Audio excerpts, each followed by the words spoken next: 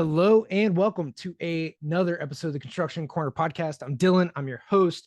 And today, guys, we're going to be talking about things that scare you, but you go anyway, and things that don't go your way and you still have to go anyway, and how to overcome hardships. I'm Dillon Mitchell, done $750 million worth of construction projects. I'm an electrical engineer and I've led MEP teams as well as electrical teams. And then my co-host, Matt, who is usually with me. As you can see, he's not here with me today, or maybe you can't see, but Matt's not with me here today, but he's a general contractor in the great state of Michigan, doing some amazing commercial projects. So here on the Construction Corner podcast, we talk about all things commercial construction and really just walk through challenges, hardships, struggles, things that we have overcome within the construction industry, as well as just in our personal lives. You'll hear us talk a lot about mental toughness, doing hard things, and how you can do hard things too, overcome them, and become mentally stronger and tougher because of it. So today, the three things that I'm going to talk about is really doing things that scare you, that you should just do anyway, and things that don't go your way, and really how you get through some of those hardships, and then hardships and how you overcome them. So the first thing that I want to talk about is things that scare you, right? So this is going to be more of a personal story than one in construction, but I think it's relevant. So I've hired a coach to help me through my 100-mile journey, right? For you guys that have been listening to the podcast for a while, you know that I've made a few attempts at 100 miles and doing that on my own, right? It hasn't worked out. It hasn't gone the way that I planned. This last attempt, I beat my personal record by 26 miles, which is awesome, right? Full marathon, further than I've ever gone before, on my feet for 3.5 hours longer than I've ever done before. So there was a lot of good things that came from it. And in that, it's still not the goal, but I want to hit this thing called a 100-mile race, right? To complete a 100-mile race. And it's gotten to the point where it's a little scary for me. It didn't necessarily used to be that way, but because I've just kept coming up against this obstacle and not been able to overcome it. And this might be the same way in some of the projects that you have, or some of the clients that you want to get, right? You just keep coming up against this wall over and over again and just aren't sure how you're going to overcome the challenge, right? So for me, how I'm solving that is I'm going out and hiring a coach, somebody that's run multiple 100-mile races. This guy is not a coach by trade or anything like that. I actually met him on a 24-hour event that I did in Georgia last year, and just reached out to him, was like, hey man, will you help me? Will you coach me? Can I hire you to coach me to run 100 miles? And so, we'll develop a training plan, all that kind of stuff, pick a race to get me across that finish line of 100 miles. And so in doing this, and I'm part of the Arte Syndicate, and that coaching, I'm part of another marketing mastermind group and coaching there. And what I've found is, in both of those instances with Arte and the other marketing group that I'm a part of, is you don't get necessarily that personalized care, right? Those little details that you really need to make that big breakthrough that you're looking for, right? A lot of it is very good general information. Now it's more specific than you would see on a podcast or anything like that, but they don't get into your specific scenario, right? They just don't have time. There's a lot of people in the group. And so while the information is super valuable and super helpful, the group is a great thing to be a part of. At the same time, there just isn't that personalized thing, do this, tweak these, words in your sales letters or copy, or, do this on your website, or, hey, this is how you should really be leading. And these are the exact words you should say to your people in a leadership meeting, right? It's not that type of detail.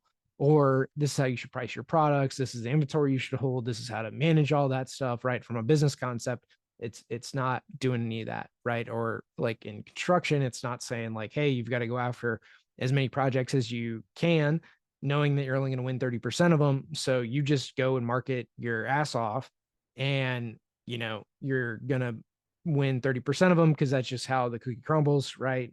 Financing falls through on the owner's part. They went with somebody else that had an inside track that you didn't have, that, whatever, right? There's so many reasons that that company is going to choose to go and work with somebody else and not you, that are completely out of your control. So just know that going in, and you got to market your ass off. Right. But again, that's scary. Like, you don't know the things going into it, and you're like, what if we win all this work? Well, what if you don't? Right. So there's always two sides of the coin to look at. And it's one of those things where you've got to really just go for it. Right. You've got to go anyway. And that's what I'm doing with my 100-mile race. And I'm getting somebody that's going to help me specifically on a specific detailed plan, specific training, specific everything right around that. And then he's most likely going to come and run with me for the duration of the race, which will also be super helpful for me in completing a 100-mile event. So that's really one, right? Things that scare you, you've got to just go anyway. Because if you're never going to go, then you're always going to have regrets. You're always going to be scared of it. And it's really not going to get you any further than you want to be. So courage is being scared and doing it anyway, right? Still moving in the face of being afraid. And you've got to have that courage to go.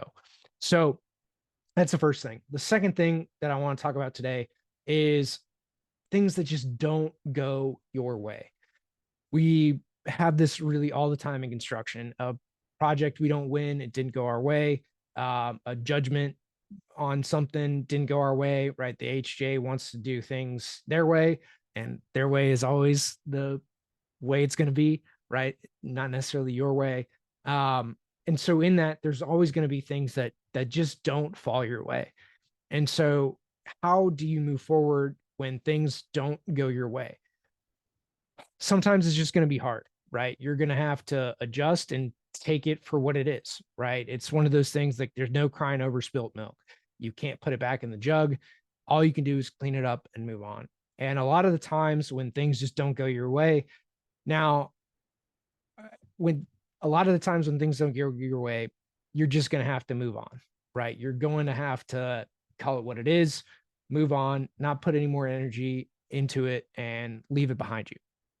That's just how some of the times it's going to go.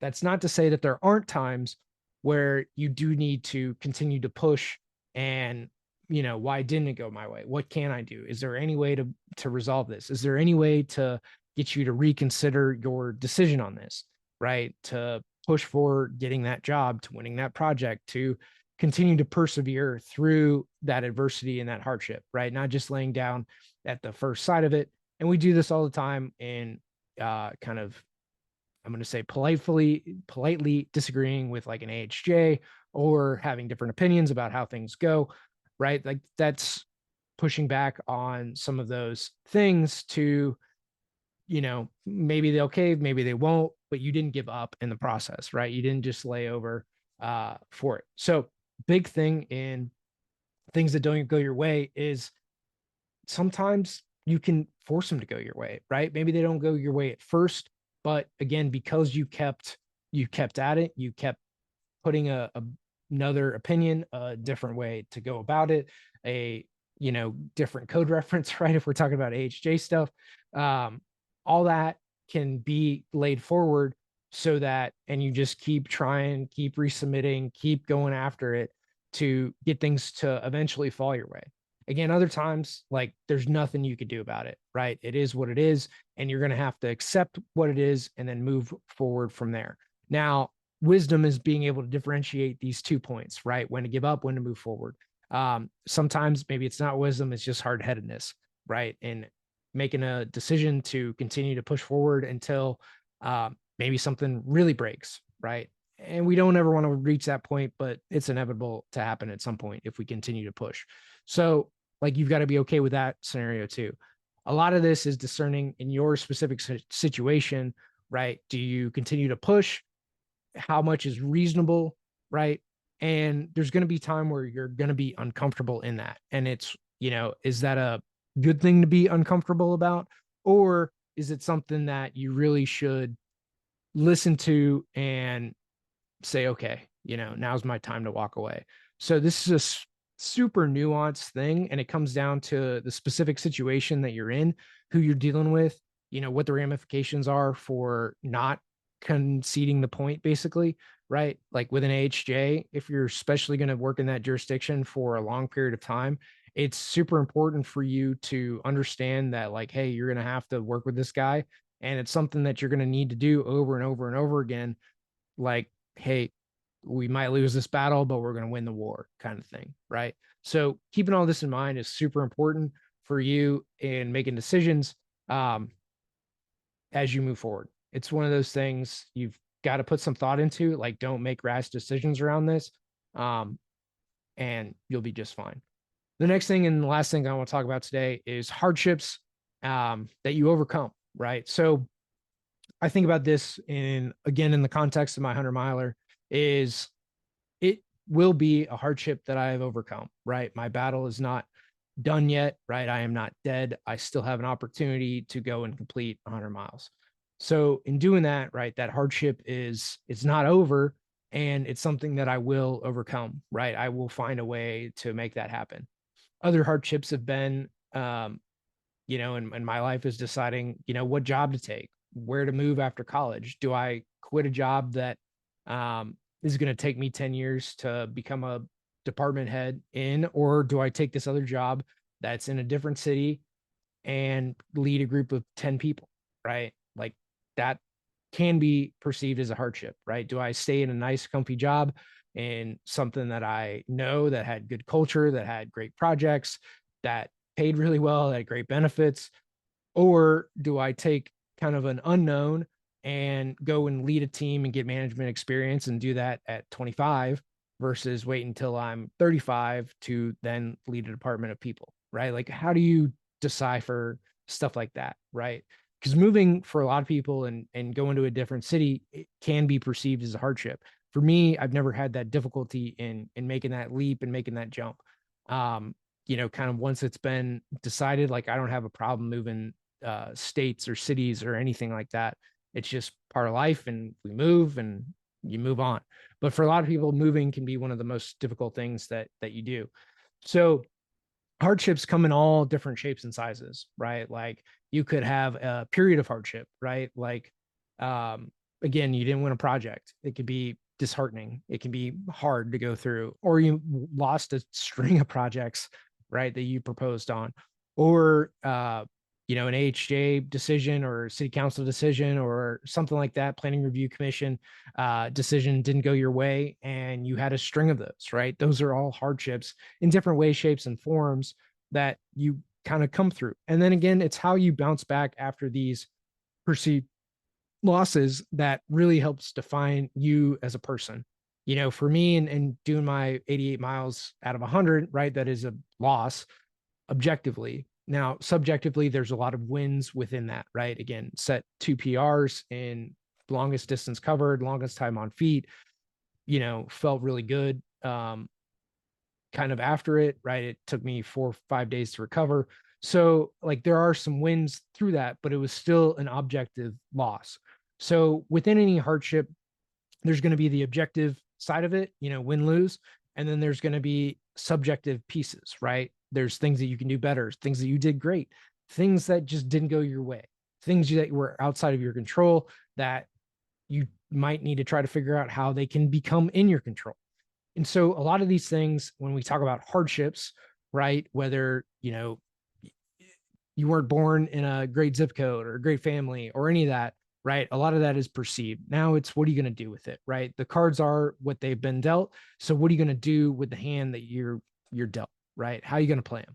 And that matters just as much as the cards that you have. Granted, have pocket aces are a lot better than 2-3 offsuit, right? But how you play those cards can matter a lot. So no matter what the hardships are, no matter your difficulties in life, there is always a silver lining somewhere in them. And if you can't take one silver lining through it, you are still alive. It means you still have an opportunity. And if you're listening to this, it means you have a phone or some piece of technology that has access to the internet and all the information that basically exists in the world. So you have better access to information, to what's going on, to books, to any lessons that you want, to YouTube, anything you have for free that never existed 50 years ago, right? So you have more collective information in the palm of your hand than our ancestors, right? If you're listening to this episode. So you're live and you have access to all the information that you need. And then there's ways to collect and process money that is basically free, right? There's a lot of things that you can do, no matter your circumstance, no matter your position. They will take a lot of work to do, to accomplish. And hopefully that doesn't go without saying. But your hardships, you can overcome them, right? There are things that you can do to overcome hardships. And most all of this and everything basically that we've talked about today is a mindset, right? Are you going to push through, right? When things get tough, right? When things scare you, when things don't go your way, when things are hard, right? What is your mindset around those pieces? And the beauty of a mindset and where your mind is at is you can change it. You can change how you think. You can change how you feel by moving your body, exercising, reading better content. All those pieces can change pretty much everything about how your mental state is. Some things will take more time than others, but the beauty of everything that we talked about today is you can make a decision to change how you feel about them in an instant. So, guys, that's going to be this episode of the Construction Corner podcast. Until next time.